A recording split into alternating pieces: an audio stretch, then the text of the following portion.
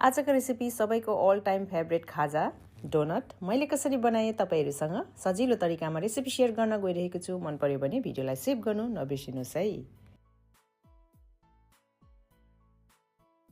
यो डोनट बनाउनको लागि मैले ठूलो मिक्सिङ बोलमा मेजरिङ कपको 1 कप र थोरै यहाँनिर दूध लिएको छु। सँगसँगै एउटा अन्डा पनि लिएको छु। अन्डा नखानेले स्किप गर्दाखेरि हुन्छ।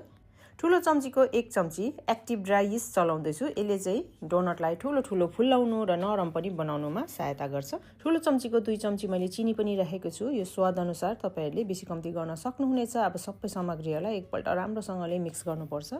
राम्रोसँगले मिक्स गरिसकेपछि यस्तो हुन्छ। अब यो स्टेजमा चाहिँ मैले मेजरिङ कपको 2.5 कप चाहिँ मैदा राखेको छु। सँगसँगै ठूलो चम्चीको 2 चम्ची चाहिँ मैले हल्का बिलाएर यहाँनिर बटर पनि राखेको छु। मैले यहाँनिर थोरै नुन पनि राखेको छु। अब यी सबै सामग्रीहरूलाई फेरि एकपल्ट यसरी मिक्स गरिदिने। चम्चीले मिक्स गर्दा पनि हुन्छ। मिक्स भइसकेपछि यो एकदमै गिल्लो भइरहेको छ। अब यो स्टेजमा चाहिँ मैले पिठो एड गरेको छु। अब तपाईहरुले यसमा जति पिठो तपाईहरुलाई एड गर्नुपर्छ तपाईहरुले त्यति नै एड गर्न सक्नुहुनेछ। मैले चाहिँ यहाँनिर हाफ कप एड गरेको छु।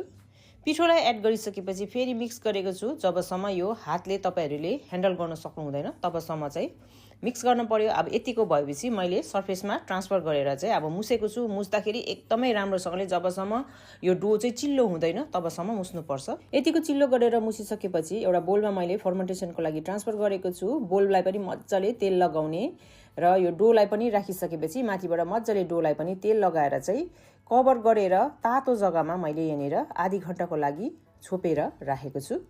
आधी घण्टा बाद तपाईहरुलाई म देखाउँदैछु। ल हेर्नुस् त पर्फेक्ट फर्मेन्टेसन भएर एकदमै राम्रो फुलिएको छ। ल हेर्नुस् त अघिको भन्दा डबल साइज भएको छ। अब यो चाहिँ एकदमै राम्रो डोनट बन्छ।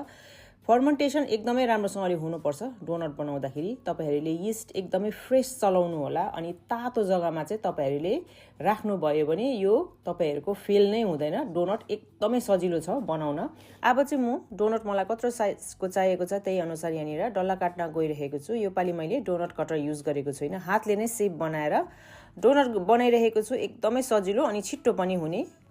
सबै एक साइजको डल्लाहरूलाई रेडी गरिसकेपछि मैले साइडमा राखेर अब यसलाई पनि कभर गर्नुपर्छ। हावा लाग्नु चाहिँ दिनु हुँदैन। अब एक एकवटा डल्ला लिएर चाहिँ मैले यहाँनिर डोनटको शेप बनाउन थालेँ। कटरले बनाउनु भन्दाखेरि चाहिँ यसरी बनाउनु एकदमै सजिलो लाग्छ मलाई आजभोलि। पहिला नजान्दाखेरि चाहिँ मैले कटरले नै बनाउँथेँ। कटरले बनाउँदाखेरि चाहिँ बेल्नु पर्यो, त्यहाँदेखि फेरि काट्न पर्यो, फेरि वेस्ट पनि हुन्छ नि त। अब यसरी चाहिँ वेस्ट भएन। ल हेर्नुहोस् त अब सबै डोनटहरू पहिला शेप दिएर यसरी रेडी गर्ने अनि फेरि यसलाई पनि कभर गरेर चाहिँ राख्नुपर्छ। मैले भनिसकेको छु हावा लाग्नु दिनु हुँदैन।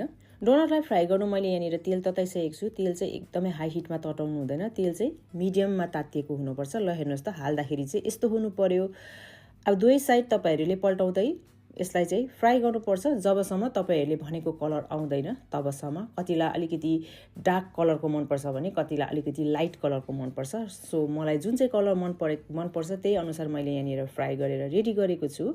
यदि तपाईहरुलाई एकदमै डार्क कलरको मनपर्छ भने अलिक बेसी फ्राई गर्नु होला र यसरी तपाईहरुले स्लोली फ्राई गर्नुभयो भने चाहिँ तपाईहरुको डोनट भित्रैसम्म पाक्छ। एकदमै नरम फ्लप्पी यो डोनट बनिएको थियो। सानो सानो टिप्सहरू मैले भनेको याद गरेर तपाईहरुले यो डोनट बनाउनु भयो भने तपाईहरुको डोनट कहिले पनि फेल हुने छैन। आई होप तपाईहरुलाई आजको मेरो यो रेसिपी मन पर्यो होला भनेर इन्जोय गर्नु होला र साथी फ्यामिलीहरुसँग बनाएर शेयर पनि गर्नु होला। Thank you so much for watching. Bye by.